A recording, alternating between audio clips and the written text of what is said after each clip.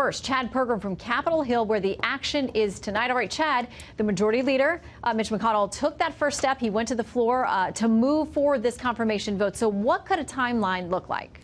Well, the Senate Majority Leader Mitch McConnell initiated a 4-day process. He's repeatedly said he wants to have the confirmation vote this week. So he had to initiate this process tonight before midnight. And what he did, the term of art here on Capitol Hill, is filing cloture. That's an effort to limit debate. So he filed that tonight.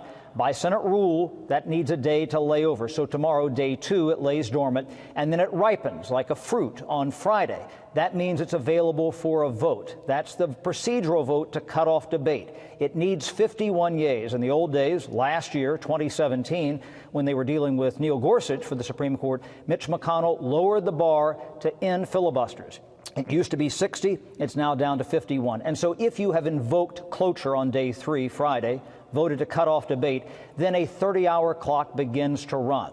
That's all the time that the minority, that opponents of the nomination can consume until it culminates in a confirmation vote, probably on Saturday, 30 hours thereafter. Now, Shannon, the Senate rule says you vote on cloture 1 hour after you come in.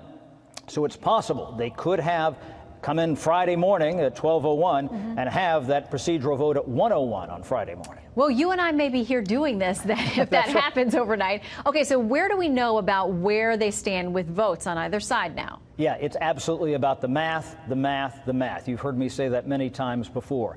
Look at the trio. Mitch McConnell needs to keep the trio of Jeff Flake, Lisa Murkowski, Susan Collins together. If he keeps them together, he gets to 51. If he loses one of those three, he's right at 50, and Mike Pence, the vice president, would break the tie.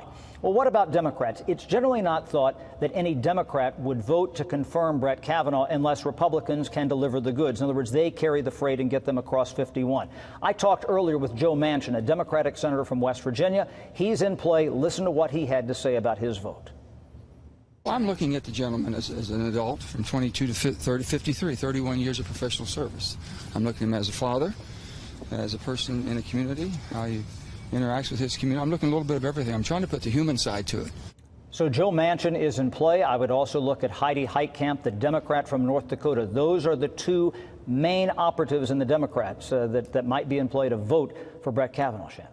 Okay, so how tense are things on Capitol Hill with all of this going on? We've heard quite a bit about what you're experiencing there and the members as well. I tell you, it's been absolutely supercharged. You've had protesters in the hallway. We're expecting a lot of more protesters tomorrow. You've had U.S. Capitol Police escorting senators to and from the Capitol when they had to come and vote. We had a story break tonight where an unpaid Democratic intern for Sheila Jackson Lee has been arrested by the U.S. Capitol Police for doxing 3 of the Republican senators on the Judiciary Committee.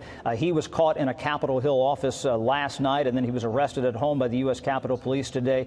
You had Mitch McConnell saying that we're not going to be intimidated by these protesters harassing Republican senators in the hall. And then you had Chuck Schumer, the minority leader, basically going right up to the edge where he almost called Mitch McConnell a liar. He said, I'm not going to use the L word. He's using falsehoods, he said.